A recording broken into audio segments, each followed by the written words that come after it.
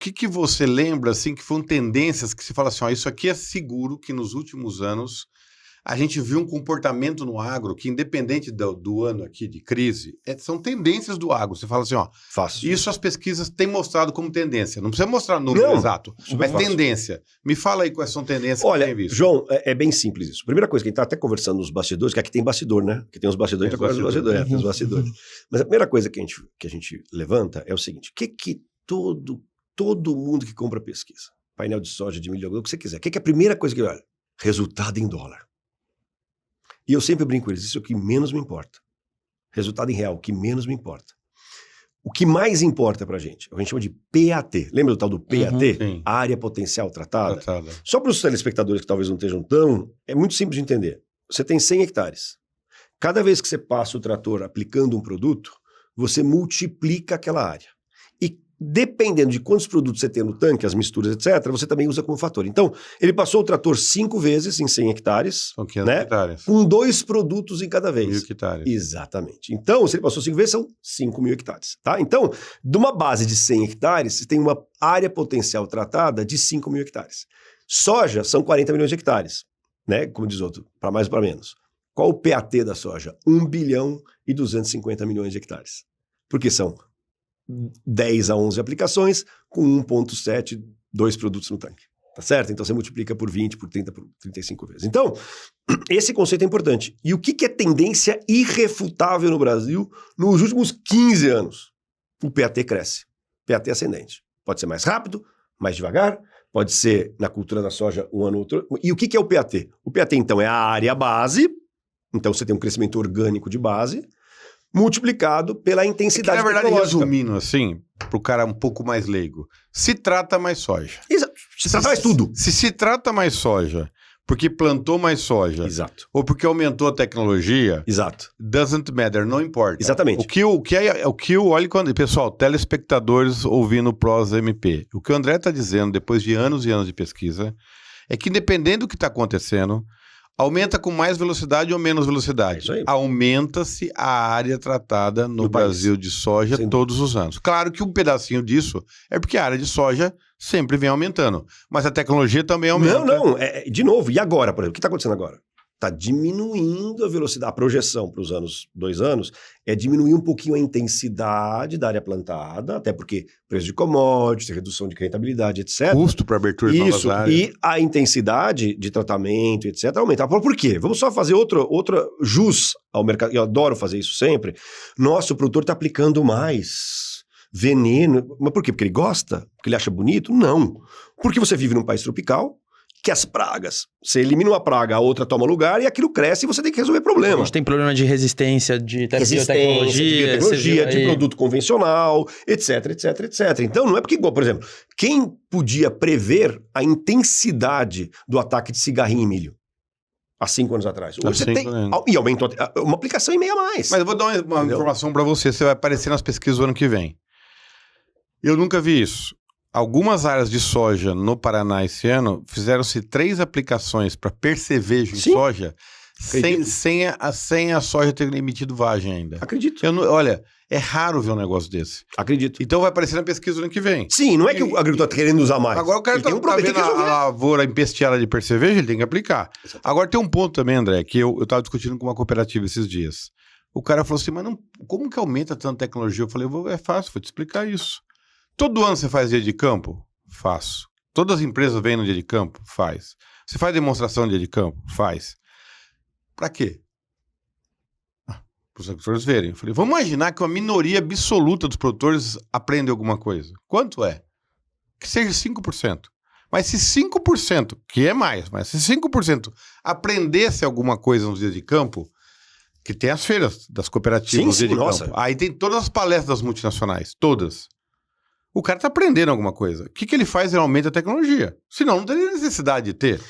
Se o cara aumenta a tecnologia, ele começa a usar alguma coisa que ele não usava. O cara usa uma nutrição foliar que ele não usava. Ele usa um biológico que ele não usava. Ele faz um estimulante. Ele mistura um herbicida que ele não usava para resistência. Um fungicida. Conclusão. Sem dúvida.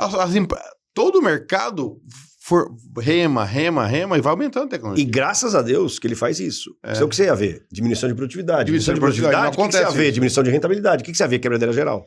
Tanto que a gente já vem acompanhando o quanto que o Brasil, alguns anos atrás, em produtividade, ficava atrás de Argentina, Estados Unidos e Hoje tal, não é e assim. já ultrapassou, mas é porque E é uma reflete nisso aí. combinação. E a gente aqui Exatamente. fazendo jus também, uma coisa que eu sempre gosto de falar, você tem a biotecnologia e você tem o germoplasma. A evolução que nós tivemos de germoplasma no Brasil, por conta dos investimentos das empresas, de Embrapa, foi enorme. Então, quer dizer, lógico que a biotecnologia atrás, né? É uma soja resistente a inseto. Agora, o que você vê? Mesmo a soja resistente, você mesmo citou, a própria biotecnologia já começa a ter resistência, né? Biológico, outra tendência, falou de tendência. Então, a primeira tendência, falamos de a tecnologia PAT. vai aumentar, o PAT vai aumentar. Segunda tendência, biológicos. Não tem mais volta para trás, na minha opinião. Né? A gente conversa com mais de 25 mil agricultores todos os anos, tá certo? E nessa conversa tem a pesquisa oficial e tem o informal. Todo mundo está testando em diferentes penetrações, com diferente nível de penetração, com diferente nível de adoção, depende de praga, depende de cultura, depende de região. Mas está aumentando gradativamente. Aí vem a pergunta, quanto vai ser? Né? Vai substituir tudo? Não vai substituir tudo. Primeiro, porque não é uma substituição. E pediram para dar esse número, eu vou repetir aqui. Eu acredito em 75% é complementaridade. Substituição. Do que se aplica. Isso, se aplica já 25% vai ser uma substituição. Vou dar um exemplo de substituição. Quando você tem uma questão regulatória, como você teve em nematicidas de cana, da saída de um produto com questões de toxicidade, de registro, etc, etc. E aí abriu-se um gap e você tinha um produto com alta eficácia, custo competitivo, o biológico absorveu, e hoje 75% da área é de nematóide biológico, né? Então, o que a gente vê? Sim, o regulatório vai ter um drive? Vai. Vai existir substituição completa? Não. Por quê? Enquanto não houver, o agricultor não compra biológico somente porque é bonitinho, porque é menos tóxico, ele compra porque funciona, porque tem uma relação custo-benefício. A agricultura é um negócio. A agricultura não é uma coisa só de inspiração e tudo mais, né? Então tem que dar resultado. Então, biológicos também é um caminho sem volta. Por que houve um crescimento percentual gigantesco nos últimos anos? Porque a base era muito pequena, né? E porque a base de adoção também é pequena. Então, hoje, cada ano, feito o bom trabalho, consolidação da indústria, tecnificação da indústria, as grandes empresas trabalhando, o acesso a esses produtos de forma profissional, sabendo usar, aumentou muito. Então, o que acontece? Em vez de ter aquela velocidade de adoção, um dia é daqui a 3 anos... Não, agora você está tendo uma adoção rápida. Adoçou, o cara experimentou, isso está aumentando. E as tecnologias de formulação mesmo vem aumentando muito rápido, né? A gente acompanha, a gente já visitou várias empresas e tal, até alguns poucos anos atrás, eles ainda apanhavam para deixar ali em prateleira 6 meses, entendeu? Tinha uma questão de temperatura. Hoje em dia, a própria tecnologia de formulação vem ajudando a ser mais acessível, mandar para mais lugares, você tem 3 aspectos, João, você tem 3 aspectos em biológico. Que é, primeiro, a seleção da estirpe, do bichinho que está lá dentro, né? Esse é o primeiro ponto. Segundo ponto é a concentração que você vai pôr. Então você pode ter o risóbio, só para falar uma bobagem, porque eu nem sou agrônomo mais, mas risóbio. Tem o mesmo potinho de 1 litro, tem um com 500 unidades por centímetro cúbico, tem outra com 5 mil, tem outra com 10 mil, né? Então já difere. E o terceiro é a tecnologia de formulação, etc., para fazer o acesso desse ingrediente ativo, vamos chamar assim, para a cultura, etc. Então tem gente que faz um slow release, tem essa microencapsulação, tem uma série de coisas aí. E aí você tem ainda, João, digamos a verdade, você tem aqui 150 empresas fazendo a mesma coisa. O produto mais vendido de biológico no Brasil tem 96 empresas que vendem. O mesmo ingrediente ativo. Não é a cepa. O segundo produto mais vendido, 92 empresas vendem. Entendeu? Já está mudando.